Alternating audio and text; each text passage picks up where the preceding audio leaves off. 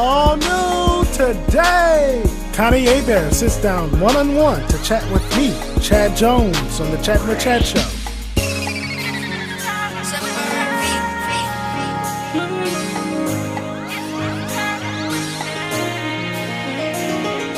Chatting with Chad is the place to be.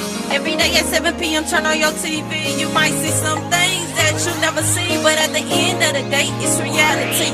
We talk about things that's good and bad, but it always stay good when you're chatting with Chad. We got spirit, got soul, got uplifting things, but you'll always be happy with the joy he brings. He's one of those guys, he's one of a kind. Any problems that you have, just keep them in mind. Before you know, he'll be there right by your side. It's almost like he's a spirit sent from the sky. It's the Chatting with Chad. It's the Chatting with Chad. It's the Chatting with Chad. It's the Chatting with Chad. The Chat with Chad Show. Connie Hebert, former teacher and principal, is now the director of Community in Schools program, where she and her colleagues enjoy impacting and changing students' lives at Ball High School. Ms. Hebert, you've been a teacher, a principal, a substitute. You've done so much in education. What is it that propelled you to this program? You know, it's amazing how I got started. I was familiar with communities in schools because they had it in schools where I worked. Mm-hmm. But as far as me being a part of it, when I was subbing, Ms. Thomas happened to call me, Marion Thomas, who was the executive director at the time, and somebody was sick and had to leave. And she didn't want to put, you know, several people in a spot or leave students without somewhere they could go. And so she asked me would I do it for the remainder of that year. And I said yes, loved it, and stayed. Oh, explain why this particular program is so profound, and why is this program in GISD schools? Well, it's in GISD schools because when Barbara Cruz was mayor, she saw the need for a program like Communities in Schools and did her research and put a community together of citizens who were concerned about the schools. And they did their homework and came up with Communities in Schools and in the early 70s, and then we started at Ball High School. At Ball. How can CIS help the community as well as the students? How can CIS help? By helping the students, CIS is helping the community. Number one, most of the students with whom we work would be dropouts on the community, with the community supporting them as adults. Or some of the students may even be in jail or in prisons, and it's far cheaper to educate a child than it is to take care of one in prison. That is true. And so by helping the students, we are also helping the community. But more important than that, we are helping the community because one of the components deals with the students giving back to their peers and to the community. And so we teach them how to do service projects and how to organize activities that will benefit the community. What is the protocol for a student to access this program? Or is it available to all students? I mean, how does that work? Not really. Number one, the student has to have some at-risk characteristics as identified by the state of Texas. Oh, okay. They have to qualify for free or reduced lunch. They have to either be pregnant or have a baby. They have to be failing 2 or more core subjects. They have to have been retained at some point in their life, or to have had some type of trauma, be in the foster care system, have been sent to an alternative school or some kind of alternative residential placement. The state has about 13 criteria, and the students have to have met one of those, or the family has to have been in crisis for some reason. So it's not available to all students? It's not available to all students. If students can refer themselves, teachers can refer, So if a student has, say, a temporary barrier or conflict or problem, we can get them in, but the long-term students are the students who definitely have all of those issues. Like one year at Ball High, I think a student had committed suicide. Well, quite a few kids were impacted by that. So we could get students in to support them based on the fact that something traumatic had happened. Right. So is it true that I heard, I believe a friend told me that CIS provides counseling as well? Is that true? That's one of the components, counseling and supportive guidance. The main thing is a one-on-one relationship with a caring adult. Because programs come and go, but relationships change people. And CIS is about establishing caring relationships. The students know we care about them, they know we're not going to give up on them, and they know we're going to do whatever it takes to help them be successful. And I think, for me, I think that's what the students need. Yes. I think the students need a caring relationship because teachers do not know once a student leaves the school or their classroom that they have no one to go to. They have no one to talk to. Some of our students come in with so many problems, so many barriers. Some may have no caring adult at home, or one student we had was living with a 95-year-old great-grandmother. Wow. Some are not even living with family members. We had a student that was living from friend to friend, just spending the night at different places because of things that had happened prior to. And we take students where they are and start talking to them about goals and setting directions for their lives and putting them on a contract with incentives, letting them know that we're going to be there, that we care, and that we're going to help them succeed. Right. How and why did CIS come about? CIS came about through the vision of a man named Bill Milliken, who was himself a dropout in the 60s. And he started a group in 1960 called Young Life, and they started street academies for students who had dropped out of school but wanted to either get back in or to at least get a GED or secure their futures. And then along the way he realized that this needed to happen in school before the kids dropped out. And so he got people, talked to people, became an advocate for dropouts, and eventually he came up in the 70s with communities and schools. Why? What would you say? Why is the work of CIS, how is it different from any other program put in place here at GISD? Well, it's different because we bring the community into the school. And we don't just work just on academics, because sometimes students' problems are so traumatic that blocks what they want to know about fractions or chemistry. And so because we try to take care of those other issues and then at the same time tutor them, find mentors for them, buy shoes, buy clothes, furnish school supplies, they know they can come to a CIS room and get whatever they need. Whatever they need. Wow. And they know we're going to be there for them. If we have to connect with other agencies to help them pay the rent or turn the lights on. CIS networks with community agencies to provide for all of the needs of the student. I did my research on that too, that CIS connects with social services outside of schools to help with the students as well. Yes, and really at a time like this, you know, with districts suffering losses in funding and having to cut back on the number of social workers they have, we are like a social worker, a full-time social worker in the school.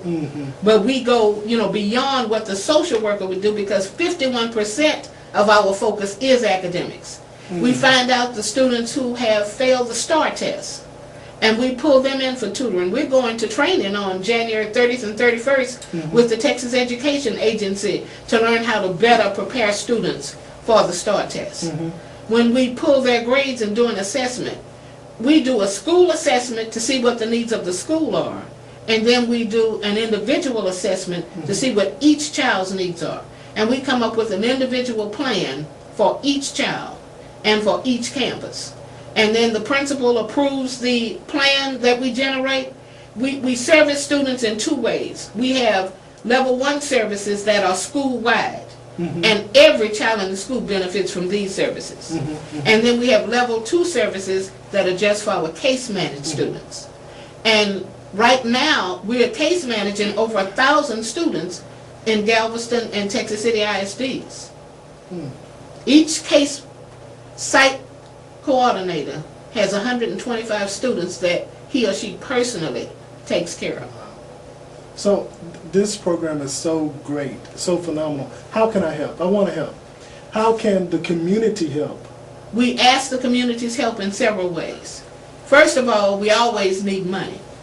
We sent out a letter asking the community to sponsor one child for $100. $100 a year. The state gives us money through grants that we write, but we also need to write local grants, so local foundations can help us fund. We need to be in more schools than we are, because every school that's on the state's improvement required needs to have a CIS site coordinator there to help students with academics and attendance and behavior. Because when the kids are kicked out of the class, they're not in there learning. But when we follow up with them and talk to them and set goals for them and provide incentives for them improving, once they know somebody cares about them, most of the students are willing to try to change. And they can't change overnight. But that's why the community can help volunteer extra time. We need mentors. We need volunteers to help chaperone field trips, because we take them to visit colleges, we take them on job shadowing opportunities, because our focus is for them to start thinking beyond high school. Not only are we going to keep you in high school, but we're going to get you to college. Get you to college. We'll be right back, everybody. Don't go nowhere. We'll be right back. It did bother me because I have 6 children, and not one of them came to see me the 5 days I was in the hospital. This next chat's choice is so amazing. Oh, I can't wait. I can hardly wait. T-So! I can't wait to taste your skin. Yeah, baby. Yeah, baby. No, no, no. I can't wait to see your green.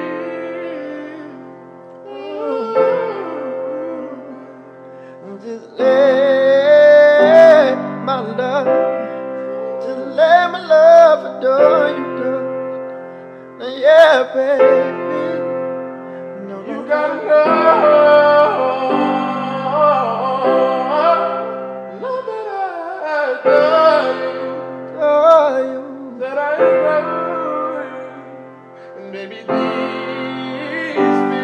feelings will always protect you. Oh, baby. And this mine will never, never, never neglect you. Yeah, baby. And though they stand and try to break us down, don't let that affect us. Oh, baby. You just gotta let my love, let my love, let my love do you. Oh, let it just adore. Gotta know that I adore you. Yeah, baby.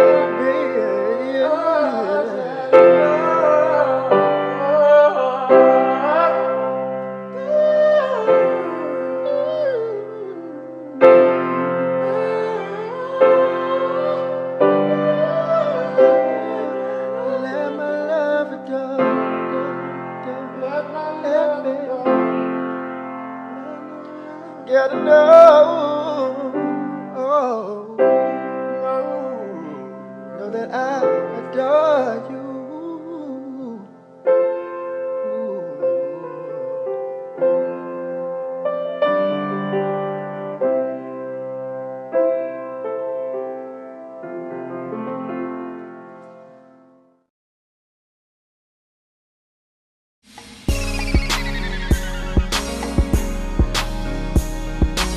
Mrs. Connie Hebert faced a difficult time in her life and career.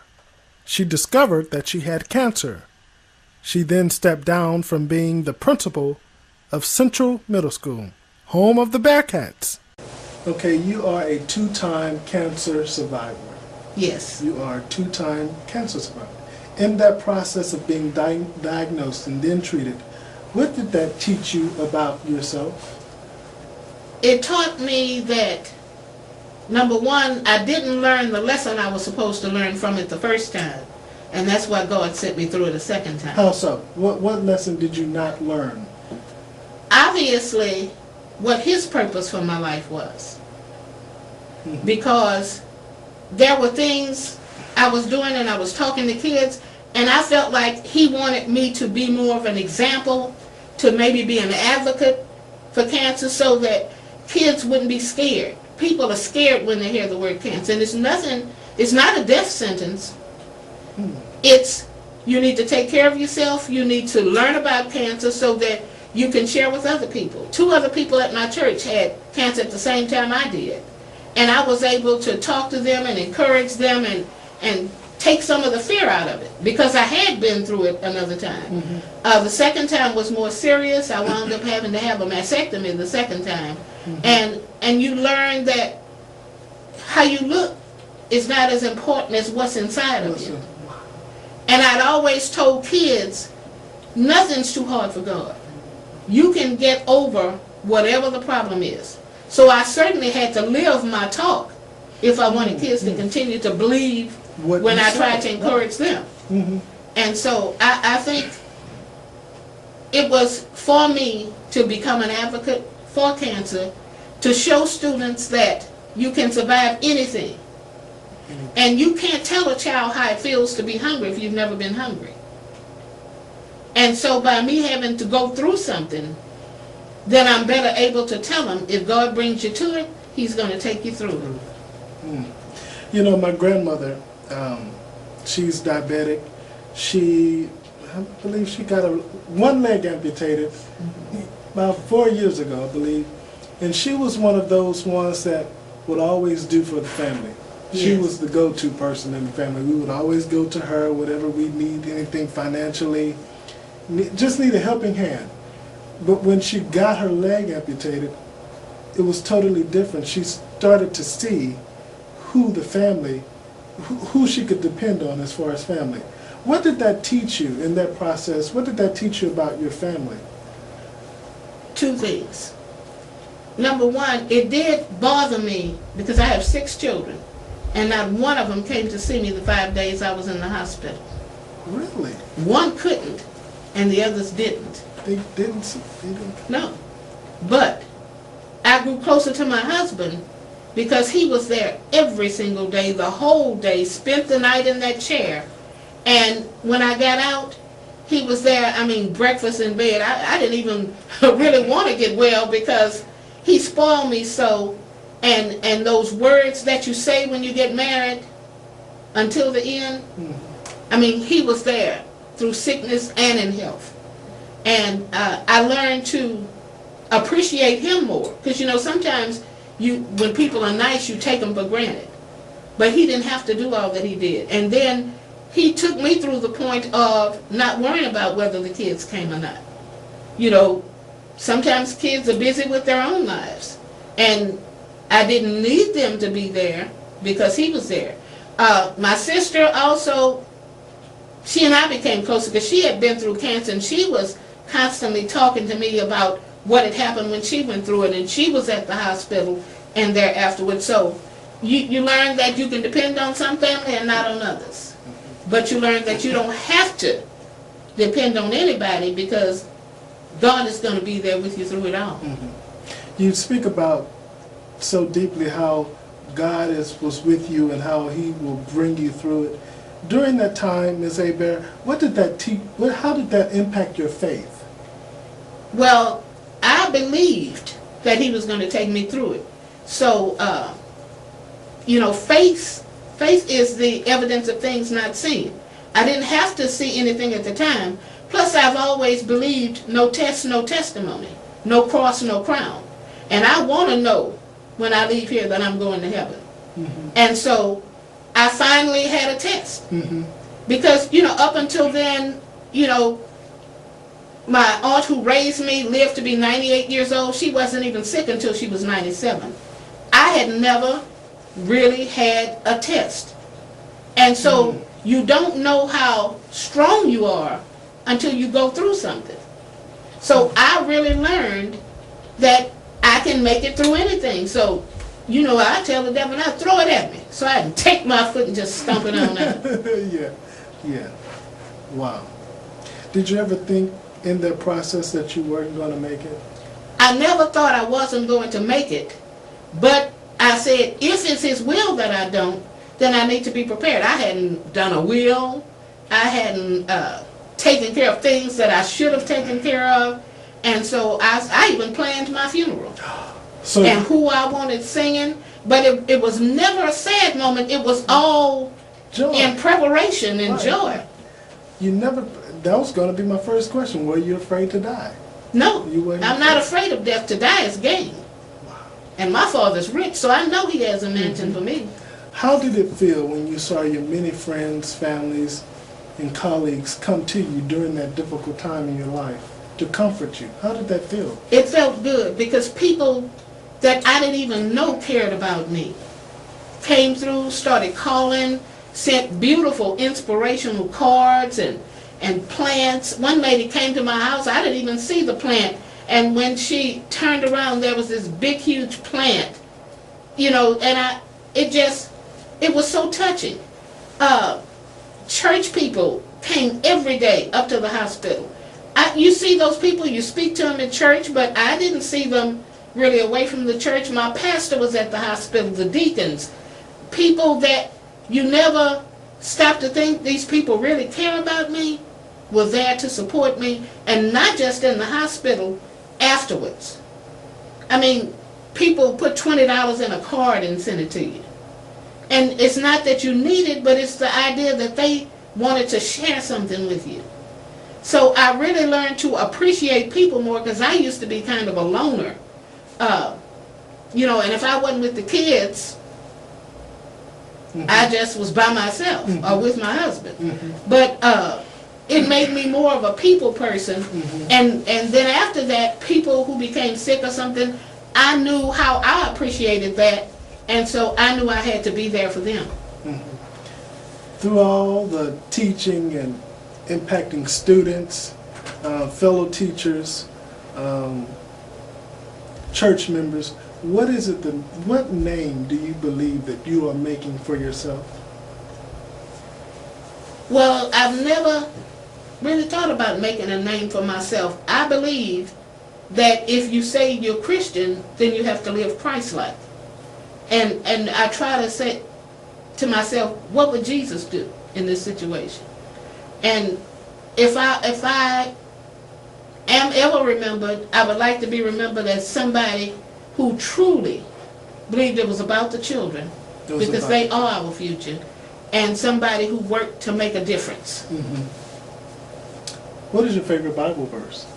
My favorite Bible verse is, bless the Lord, O my soul, and everything that in me is. Bless his holy name. Holy and righteous name. Righteous name. Fill in the blank. God is. God is my all in all. He's my everything. He's my leader. He's my hope. He's my comforter. He's my friend. He's my guide. He's my consummate. Whatever problem I have, God is able to do exceedingly and abundantly above anything that I might think or ask. And she said that cashier stopped what she was doing and said, communities and schools, that program saved my life. He sounded so good the first time, 12-year-old Cam Anthony had to come back for more. Singing, opening up for Patti LaBelle. Cam Anthony, everybody.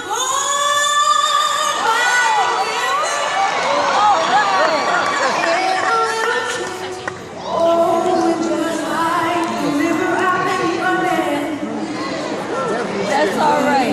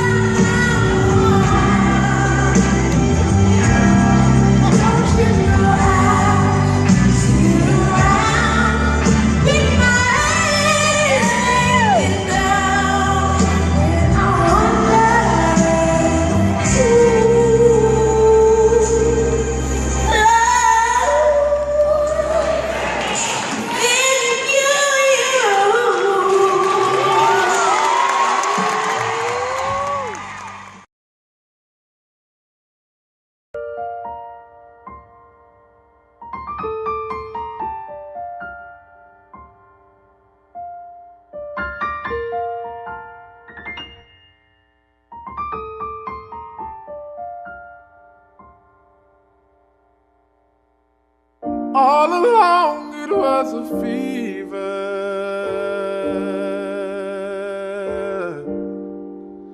a cold sweat I had it believer. I threw my hands in the air and said, show me something. She said, if you dare come closer.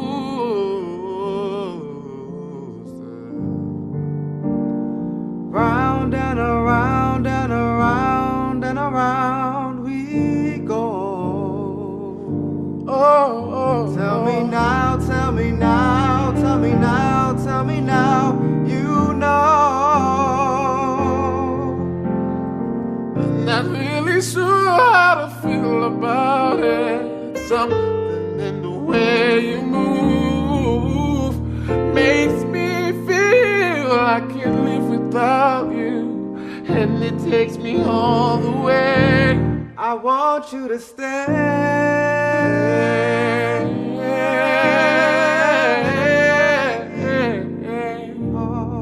Want you to stay.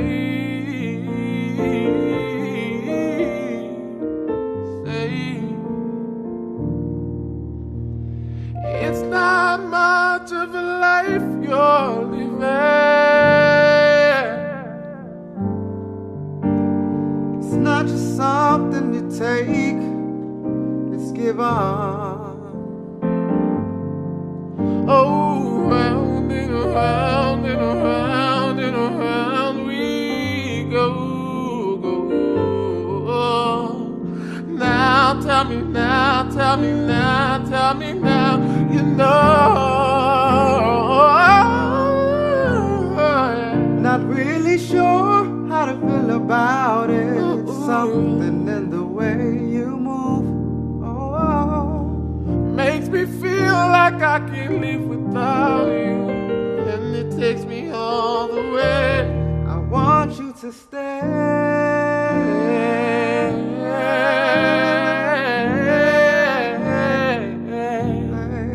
Please stay. Don't go. Please stay.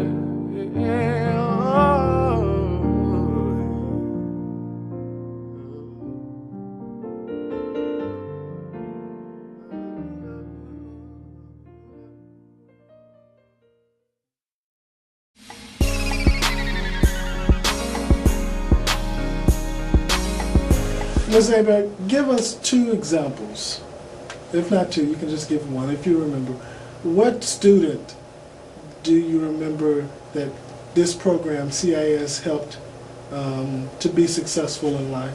And what problems did they have? Okay, let me say this first. I hired a new site coordinator who came to me so excited. And she was telling me that she was in Family Dollar and had run into a student and was saying she needed to hurry up because she had to get back because she had gotten a new job with communities and schools. And she said that cashier stopped what she was doing and said, communities and schools, that program saved my life.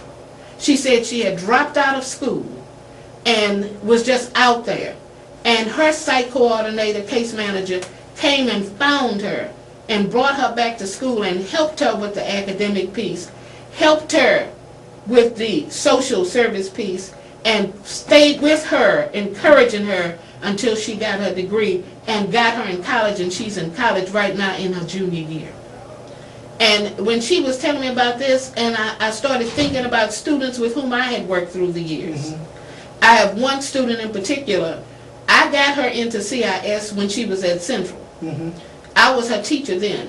And they had put her in lower level classes because of her behavior. I looked at her CUNY folder because we do an assessment on each child. This child had academic recognition on all of her test scores. And I said, what is she doing in level 3 classes? And I moved her to level 1 and I told her, I expect you to make all A's because your test scores say that you should be able to do that. Now, because you haven't been in those classes where you've been required to do it, I'm going to stay on you and I'm going to work with you until you get there. That child finished Central that year with all A's for the whole year in all level 1 classes. That child graduated from Ball High. That child began teaching in Aldine ISD and was the first runner-up teacher of the year for ISD. And every other year or so, or month or so really I should say, because now she calls more often just to say thank you. And she said, I wouldn't be here if it hadn't been for you in CIS. We have a student right now who, when I met him in 6th grade, he was getting 50 discipline slips. Mm-hmm. And we got him in CIS, we got him in Avid. Mm-hmm. Mm-hmm. And we just started working with him. Mm-hmm. That child is at Ball High right now. Even when he was still at Central, he went from 50 discipline slips one year to 3 or 4 the next year, and began taking classes he needed to take to prepare himself for college. Mm-hmm. He started getting more active in his church. And right now, he's announced his calling and is an associate minister at his church. Mm. He was angry because he was living in a house where circumstances changed things. His mother only had 4 children, but she had a sister to pass, and she inherited 3 or 4 more children, and then wound up with 3 more children, so 9 children live in that one house. It's things many times that are not school related, where you just have to talk the students through it and let them know you care. Mm-hmm. I have another student that was so angry when she was in middle school, and she's still going through a little something. Her mom had dropped out in the 9th grade or 10th grade. Mm-hmm. And she was living with a grandmother. The mother dropped off her 7 kids at the grandmother's, not mm-hmm. even trying to help. Mm-hmm. And the grandmother was trying to raise all of these children, and because she was older, she was helping, but she was just so angry at the mother that she was angry when she came to school too. Sometimes you have to teach them how to separate what happens at home from what goes on at school. Mm-hmm. And we got her a mentor. This mentor worked with her. Even at Ball High, it cost $851 to be a Tornet. Mm-hmm. Well, most children's parents can't afford that. But this child's mentor paid for her to be a Tornet, and she's been one 2 years now. Wow. And it's just, I could tell you story after story about kids, but we'd be here all night. But CIS helps children. It helps people. It helps. I want to know too. What is there a particular website that one could go to? They can Google communities in schools. We're in the process of updating our website right now. Mm-hmm. But if they Google communities in schools, they can get the total CIS program, or Google Galveston Communities and Schools of Galveston, and they'll get the local program. What is there a number? Our phone number is 409-765-5395. And they can call us. We have brochures. We put out a newsletter every month. Mm-hmm. We usually send our newsletter to Mr. Farrell Johnston, so he can send it, Johnston Farrell, so he can send it to supporters of GISD. Mm-hmm. And we put all of the activities from all of the schools so that people can know what we're doing. People need this program, people, is so great. If you want your child to be successful in life and in school, get your child in this program. Thank you, Ms. Abrams. Thank you. It's been great. It's been great. Thank you. Thank you. For more information on CIS, you can visit us at ballhigh.com or gisd.com. Thank you. Bye, everybody.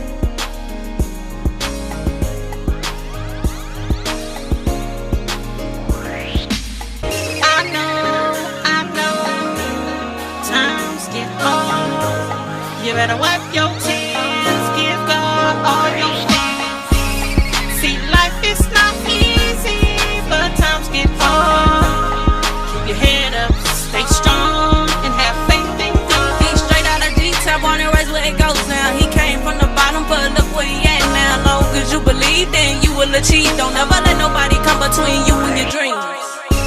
It's the journey with child.